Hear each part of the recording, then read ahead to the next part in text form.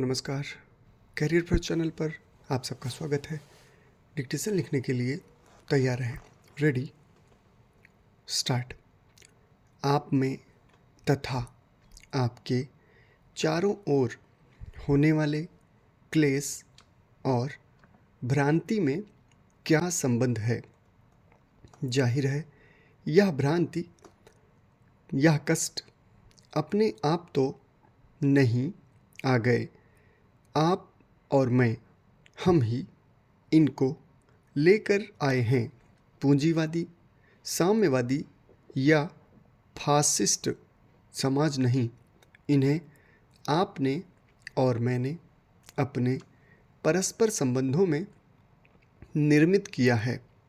आप जो हैं, आप जो सोचते हैं, आप जो अनुभव करते हैं, अपने रोज़मर्रा के जीवन में आप जो कार्य करते हैं, उसी का बाहर प्रक्षेपण होता है और उसी से संसार बनता है। यदि हम अंदर से कंजूस, भ्रमित, अशांत और क्षुब्ध हैं, तो प्रक्षेपण द्वारा वैसा ही संसार, समाज बन जाता है। क्योंकि आपके और मेरे बीच का संबंध ही समाज है। समाज हमारे संबंधों का ही तो नतीजा है। और यदि हमारे संबंध अहम केंद्रित, संकुचित और राष्ट्रवादी हैं, तो हम उसी को प्रतिबिंबित करेंगे और संसार में अव्यवस्था लाएंगे। आप जैसे हैं, वैसा ही संसार है।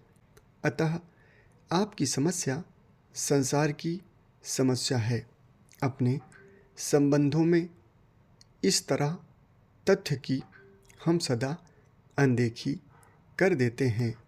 हम किसी विधि या विचारों और मूल्यों में विधि जनित क्रांति के जरिए बदलाव लाना चाहते हैं। हम भूल जाते हैं कि मैं और आप ही हैं जो समाज बनाते हैं, जो अपनी जीवन पद्धति से अस्त व्यस्तता या व्यवस्था लाते हैं। इसलिए शुरुआत हमें अपने निकट से करनी होगी। हम जो दैनिक जीवन है, उसी से हमारा सरोकार होना चाहिए। जीविका कमाते वक्त धारणाओं व विश्वासों के साथ अपने संबंध में किस प्रकार हमारे विचार, भावनाएं, क्रियाएं प्रकट होती हैं, उन सब से हमारा सीधा संबंध होना चाहिए। जंगलों और पहाड़ों में बदलती परिस्थितियों ने इंसानों और वन्य जीवों दोनों की जिंदगी को संकट में डाल दिया है।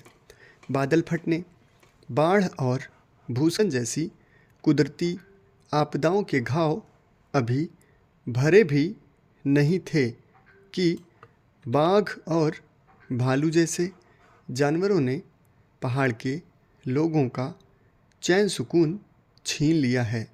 बंदर और जंगली सूअरों तक के आतंक से पहले ही खेती बाड़ी उजड़ चुकी थी। अब हालात यह है कि कस्बों और शहरों में बस चुके लोग जंगली जानवरों के निशाने पर आ गए हैं। वन विभाग ने करीब 500 गांवों को मानव वन्य जीव संघर्ष के लिहाज से संवेदनशील घोषित किया है। बीते 25 वर्षों के आंकड़े इस भयावह स्थिति के साक्षी हैं। उत्तराखंड में गुलदार लंबे समय से मानव वन्य जीव संघर्ष का सबसे बड़ा कारण रहा, मगर अब बाघ व भालू भी तेजी से इंसानी बस्तियों के लिए खतरा बनकर सामने आ रहे हैं।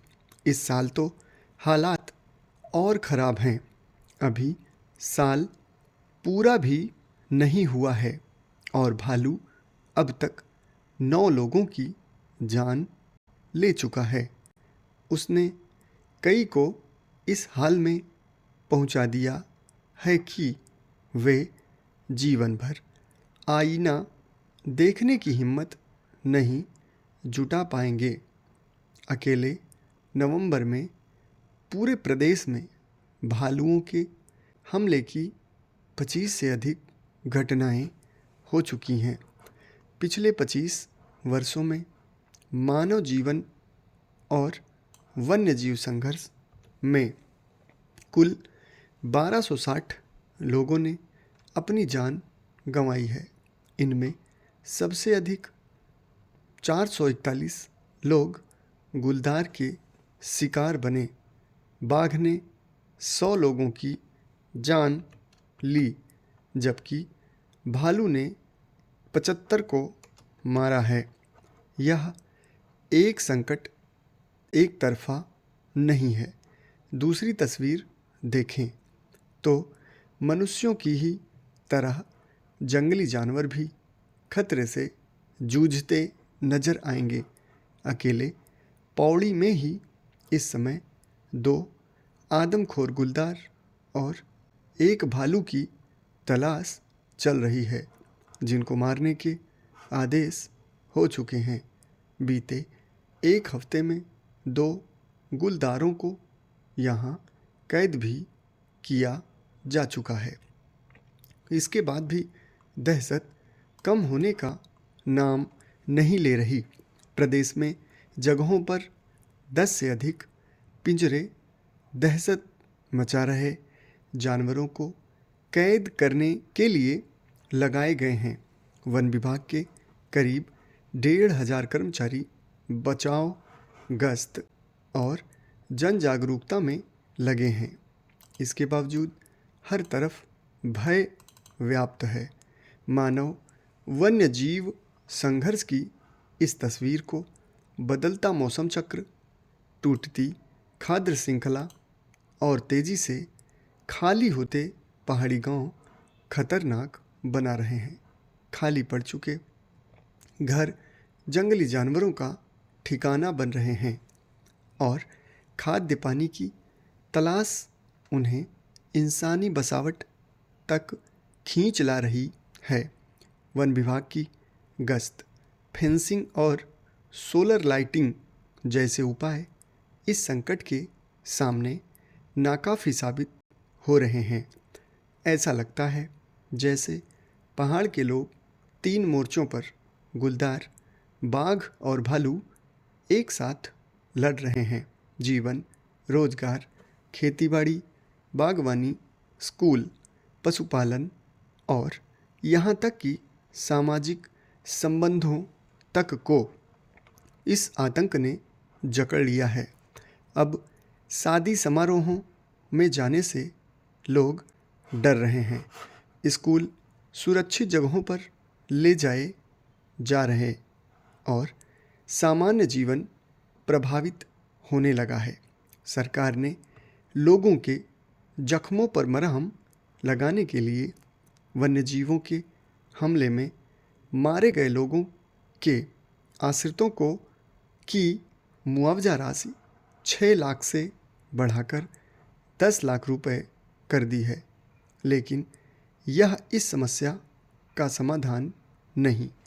इसके लिए हमें जंगल, गांव और शहर के बीच बदलते रिश्तों को समझते हुए एक ऐसी दीर्घकालिक नीति तैयार करनी होगी जो न सिर्फ इंसानों बल्कि वन्य जीवों के लिए भी सुरक्षित स्थान सुनिश्चित कर सके।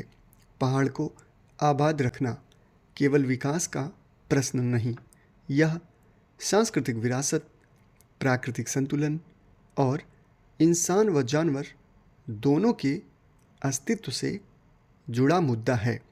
जब तक इस संघर्ष की जड़ तक पहुंचकर समाधान नहीं ढूंढा जाता, तब तक पहाड़ में बचे हुए लोग भय की छाया में जीने को मजबूर रहेंगे। समाप्त। धन्यवाद।